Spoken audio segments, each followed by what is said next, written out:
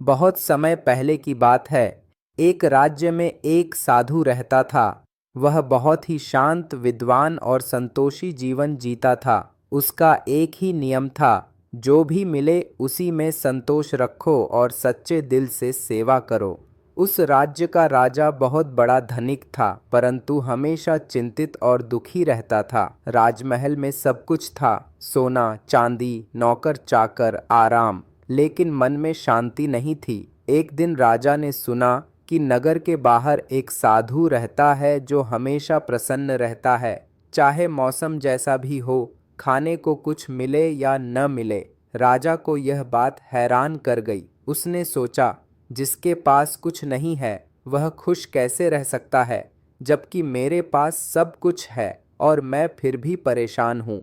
राजा साधु के पास गया और पूछा, महात्मा, मैं राजा हूँ, मेरे पास सब कुछ है, फिर भी मेरा मन व्याकुल रहता है। आप कैसे हर समय शांति में रहते हैं? साधु मुस्कुराया और बोला, राजन, कल सुबह सूरज निकलने से पहले आप मेरे पास आइए, फिर मैं आपकी शंका का उत्तर दूंगा। राजा अगले दिन समय से पहले ही साधु की कुटिया पर पहुंच गया।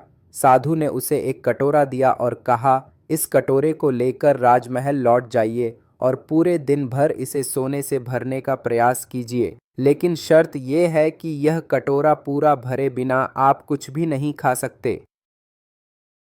राजा ने सोचा, यह तो आसान है।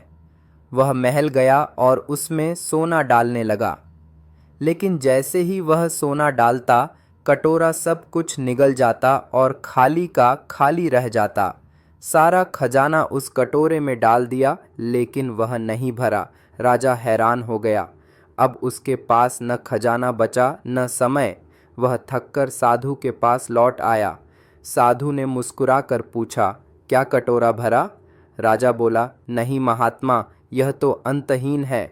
साधु बोले, राजन, यह कटोरा तुम्हारे इच्छाओं का प्रतीक है। जब तक इच्छाएं हैं, आत्मा कभी तृप्त नहीं होगी। धन, पद, सम्मान सब अस्थाई हैं। असली शांति भीतर से आती है, संतोष, सेवा और सच्चे प्रेम से।